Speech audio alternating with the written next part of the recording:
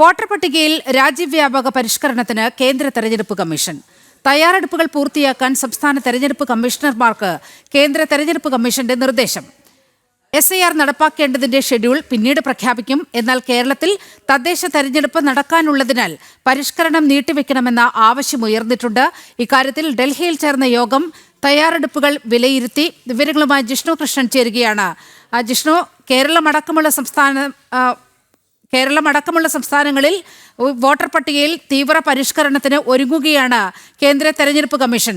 ഇക്കാര്യത്തിൽ കേരളത്തിന്റെ നിലപാട് എന്തായിരുന്നു?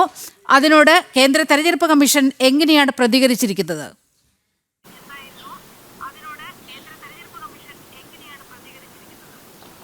നിലിമ, ബീഹാറിൽ നടത്തിയതിന് സമാനമായി വോട്ടർ പട്ടികയിലെ തീവ്ര പരിഷ്കരണം, അതായത് വോട്ടർ പട്ടിക ശുദ്ധീകരിക്കുന്നതിന്റെ ഭാഗമായി അനധികൃതമായി വോട്ടവകാശം നേടിയവരെ ഒഴിവാക്കുന്നതിനും ഒപ്പം വോട്ടവകാശമുള്ള മുഴുവൻ ആളുകളെയും പട്ടികയിൽ ഉൾപ്പെടുത്തുന്നതിനും അതാണ് വളരെ കൃത്യമായി തെരഞ്ഞെടുപ്പ് കമ്മീഷൻ ആ നടപടിയെ വിശേഷിപ്പിച്ചിട്ടുള്ളത്. ഒരിക്കലും ആരുടെയും വോട്ടവകാശം നഷ്ടപ്പെടുത്താനല്ല, അനധികൃതമായി വോട്ടവകാശം നേടിയവരെ ഒഴിവാക്കാനും വോട്ടവകാശമുള്ള മുഴുവൻ ആളുകളെയും വോട്ടർ പട്ടികയിൽ ഉൾപ്പെടുത്താനുമുള്ള തീവ്ര പരിഷ്കരണ നടപടി രാജ്യം മുഴുവൻ നടപ്പാക്കാൻ ഒരുങ്ങുകയാണ്. എല്ലാ സംസ്ഥാനങ്ങളിലും നടപ്പാക്കാൻ ഒരുങ്ങുകയാണ് കേന്ദ്ര തെരഞ്ഞെടുപ്പ് കമ്മീഷൻ. അതിന്റെ വിലയിരുത്തലിന്റെ ഭാഗമായിട്ടാണ് ഇന്നിപ്പോൾ ഡൽഹിയിൽ മുഖ്യ തെരഞ്ഞെടുപ്പ് കമ്മീഷണർ ജ്ഞാനേന്ദ്രകുമാറിന്റെ നേതൃത്വത്തിൽ പ്രത്യേക യോഗം വിളിച്ചു ചേർത്തത്. ഈ യോഗത്തിൽ കേരളം, തമിഴ്നാട്, അസം, ബംഗാൾ, പുതുച്ചേരി, അതായത് അടുത്ത വർഷം ആദ്യത്തിൽ നിയമസഭാ തെരഞ്ഞെടുപ്പ് നടക്കാനിരിക്കുന്ന സംസ്ഥാനങ്ങളിലെ സംസ്ഥാന മുഖ്യ തെരഞ്ഞെടുപ്പ് കമ്മീഷണർമാരുമായി പ്രത്യേക യോഗങ്ങൾ, ഓരോ സംസ്ഥാനങ്ങളിലെയും മുഖ്യ തെരഞ്ഞെടുപ്പ് കമ്മീഷണർമാരുമായി പ്രത്യേക യോഗം ചേർന്നു. ആ സംസ്ഥാനങ്ങളിലെ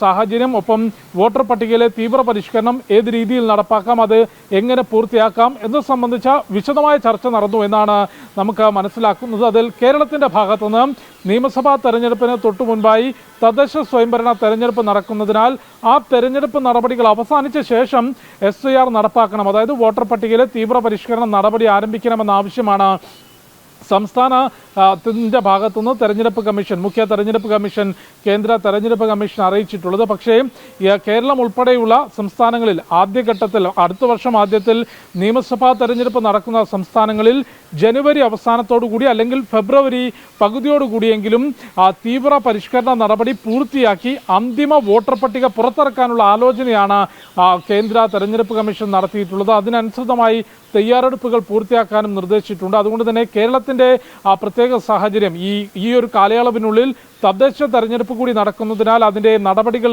ഏത് രീതിയിലായിരിക്കും എന്നുള്ളത് ആലോചനകൾക്ക് ശേഷം അതിന്റെ ഷെഡ്യൂൾ കേന്ദ്ര തെരഞ്ഞെടുപ്പ് കമ്മീഷൻ തന്നെ ഉടൻ പ്രഖ്യാപിക്കുമെന്നാണ് മനസ്സിലാക്കുന്നത്. ഏതായാലും ബീഹാറിൽ നടത്തിയതിന് സമാനമായി രാജ്യവ്യാപകമായി രാജ്യത്തെ എല്ലാ സംസ്ഥാനങ്ങളിലും വോട്ടർ പട്ടികയിൽ തീവ്ര പരിഷ്കരണ നടപടികൾക്കൊരുങ്ങുകയാണ് തെരഞ്ഞെടുപ്പ് കമ്മീഷൻ. അതിന്റെ ആലോചനാ യോഗമാണ് ഇന്നിപ്പോൾ ഡൽഹിയിൽ മുഖ്യ തെരഞ്ഞെടുപ്പ് കമ്മീഷന്റെ നേതൃത്വത്തിൽ ചേർന്നിട്ടുള്ളത്. അതിൽ ഏറ്റവും പ്രധാനമായി കേരളവും തമിഴ്നാടും അസമും ബംഗാളും പുതുച്ചേരിയും ഉൾപ്പെടെ ഏറ്റവും അടുത്ത് നിയമസഭാ തെരഞ്ഞെടുപ്പ് നടക്കാനുള്ള സംസ്ഥാനങ്ങളിലെ സ്ഥിതിഗതികൾ പ്രത്യേകം വിലയിരുത്തുകയുണ്ടായി. തീവ്ര പരിഷ്കരണ നടപടി ആരംഭിക്കുന്നതിന് അതിന്റെ തയ്യാറെടുപ്പുകൾ എത്രയും വേഗം പൂർത്തിയാക്കാനുള്ള നിർദ്ദേശമാണ് കേന്ദ്ര തെരഞ്ഞെടുപ്പ് കമ്മീഷൻ നൽകിയിട്ടുള്ളത്.